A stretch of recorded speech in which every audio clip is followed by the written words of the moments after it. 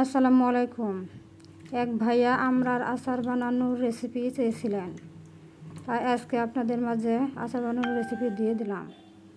প্রথমে আমড়াগুলো ভালো করে কচলিয়ে ধুয়ে নেব, খোসা ছাড়িয়ে, না হলে আমড়ার কষ থেকে যাবে।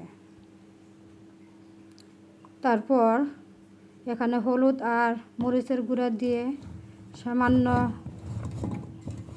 হাত দিয়ে মেখে রেখে দিব 15 থেকে 20 মিনিট। চলে আসলাম 15 থেকে 20 মিনিট পর। এবার রান্না চলে যাব।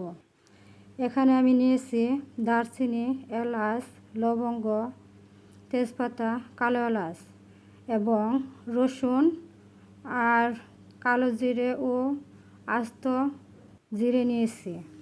এখন কড়াইতে তেল দিয়ে এগুলো এক এক করে দিয়ে দেব এবং বাদামি করে ভেজে নিব।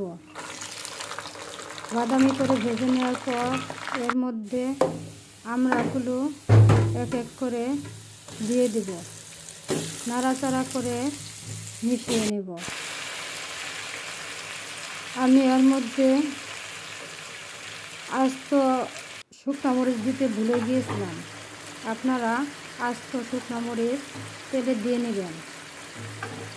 এখানে আস্ত শুকনো মরিচ এবং লবণ দিয়ে দিলাম স্বাদ মতো। এখন নেড়ে চেড়ে এগুলিকে ঢেকে রান্না করতে হবে আধা ঘন্টার মতো।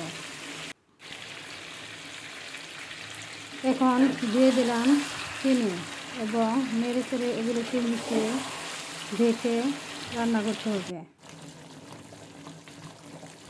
এর মধ্যে একটু ভিনেগার দিয়ে দেবেন। ভিনেগার দিলে হয় কি, আচারটা অনেক দিন ভালো থাকে।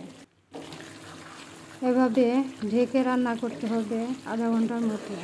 এর মাঝখানে আপনারা একটু নেড়ে চেড়ে দিয়ে দেবেন, নতুবা লেগে যেতে পারে। Subscribe please.